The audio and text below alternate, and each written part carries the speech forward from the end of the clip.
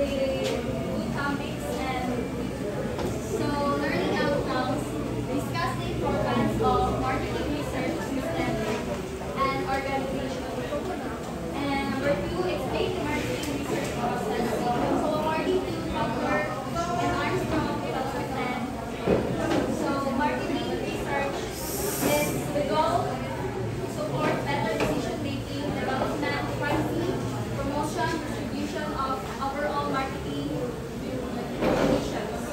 So in marketing, we have the four aspects. So focuses on customer and markets, helps business understand competition, supports decision making, uses scientific methods. So the first one is focuses on customer and markets. So studying their needs, preferences, and behavior and buying patterns. So it is all about defining the markets and the problem and opportunity, like kanang hindi mo bago ka mag-focus sa kanina market, so hindi mo mag-focus na sa customer kay diya ang magbase ang kanan kay kung hindi ka mag-focus sa kaning buying behavior sa mga customers or kaning ilang patterns na ilang gusto kayo kay ang mahitabuan na kay problem o opportunity. So ang opportunity sa imuhang kaning business is mabira, dili na siya mabira sa kaning tawag na sa markets.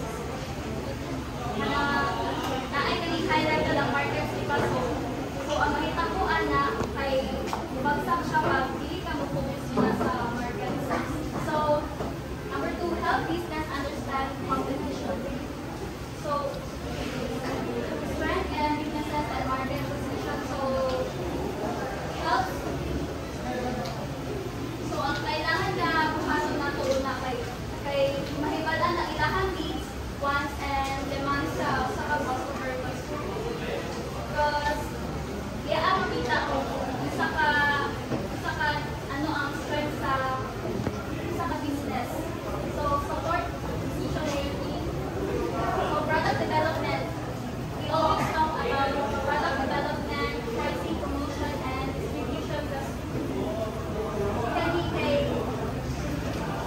dili naga-manage ang peligro or like nag-research mo about sa broad pinakalalong na kaning information about sa kaning decision making because dili mag-adjust ang price o kaning mag-improve ang kaning style and kaning mag-launch o new marketing campaign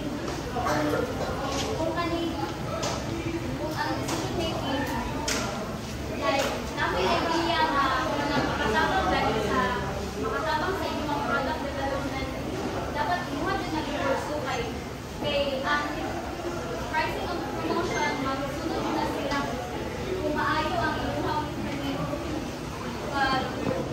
mold sa kanyang decision making. So uses scientific methods. So identify mo ang problem, hypothesis o kung ang makita ang experiment and research. So dili ang like so mga surveys, observation and data analysis, dili mo siya makita like para for example mag-survey mo sa mga maayo pa ang inyong product kung ganahan ka sa mga tao, dilian siya sa kaning so dili na sa ilang marketing research systems. So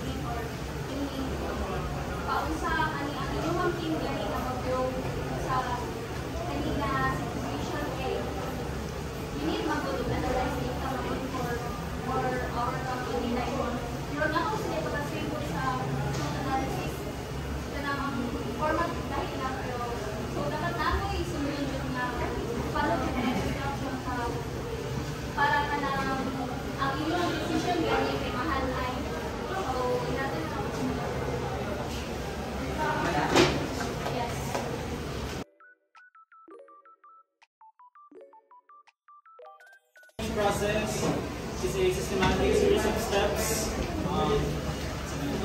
Kasama na na. So first, sa six steps, ang first kaya define your problem and research objectives.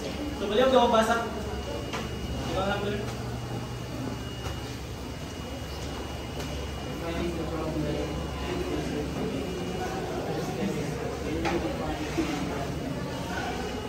this involves knowing the purpose of the study and the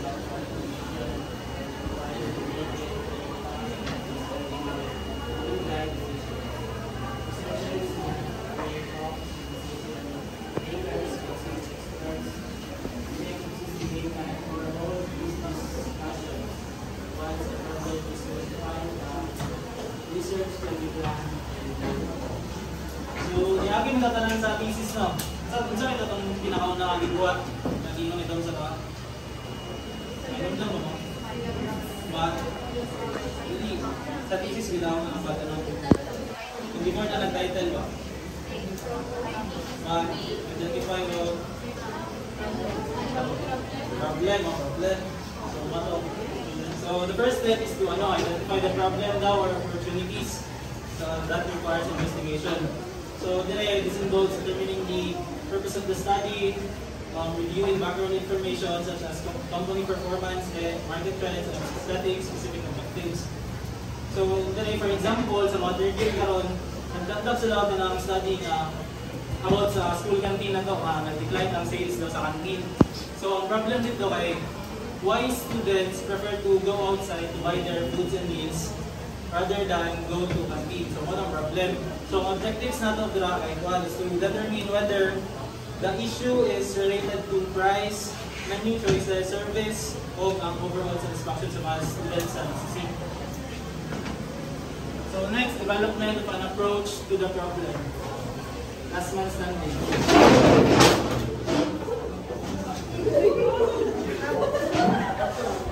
Wala ko galing niya.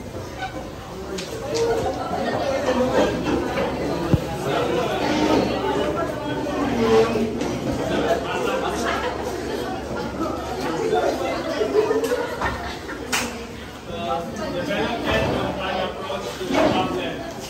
This step involves creating a clear framework for the study. It includes setting objectives, forming research questions and hypotheses, and deciding what information is needed. Researchers may use models, verbal, visual, or mathematical to explain how different factors are connected and to guide the research process. So, once ma-define na ito ang problem, ang next step na ito is to develop an approach para ma-address na ito ang problem sa canteen. So, this includes creating research questions, forming hypotheses, and applying theories or models to guide the study. So, it's either verbal siya, verbal, graphical, or mathematical. So, for example, to address the decline in canteen sales, so na-develop na research questions such as ang prices ba sa canteen ay mahal or ilang menu dito ay gamay ra papilian ba or service sa canteen kay medyo dugay good. So hypotheses also are developed. So hypothesis dito kay high prices and limited menu options are the main reasons students avoid the canteen. So, as a researcher, pwede ka magbuhat ng conceptual model without makonect ito sa purchase behavior sa mga estudyante sa DCC. So, pwede na yung magbuhat dito ang buwan. Sa left side, kaya kang price, quality, and service. Tapos sa right side, ang ibang padulungan kaya kang student buying behavior.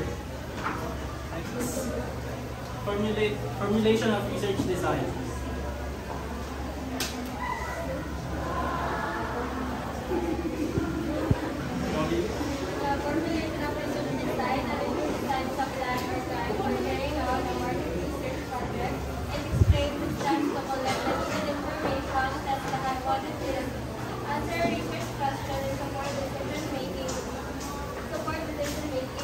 Research designers usually group into three types like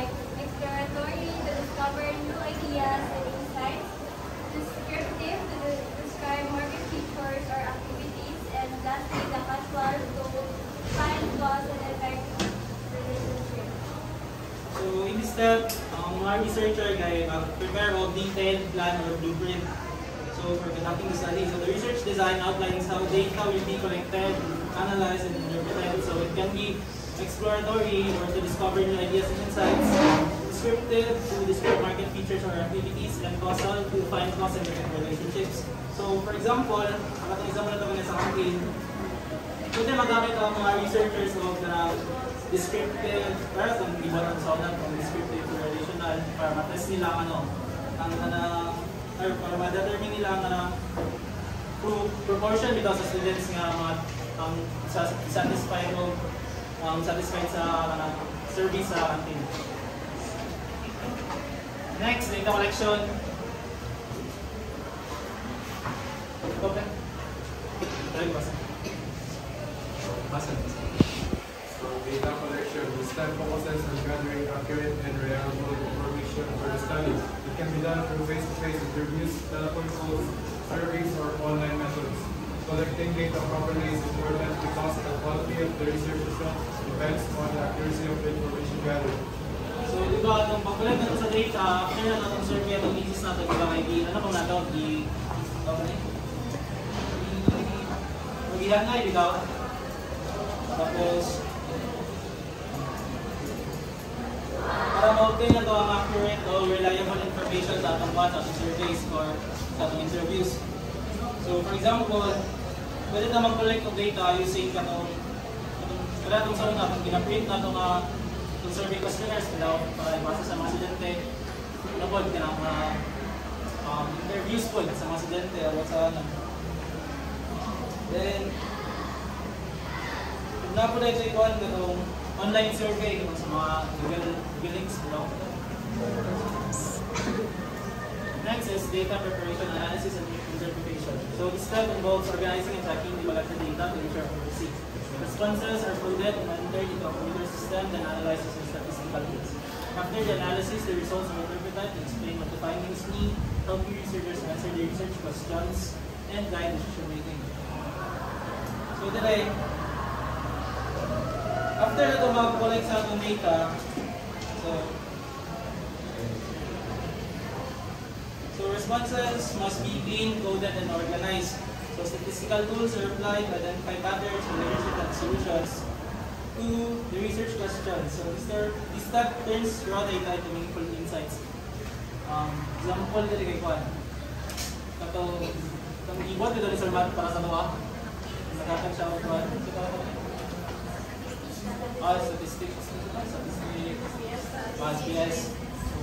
So dito na ito siya ma-apply. So for example, if ang survey results katong nag-gather sa researchers about sa issue sa canteen nga, nag-decline ng sales. So if ang analysis ato mag-reveal so if ang analysis ato nga data kay mag-interpret of results nga makahelp sa canteen to understand which factors are the most affecting student purchase behavior nga maka-affect ito sa student. That would be all.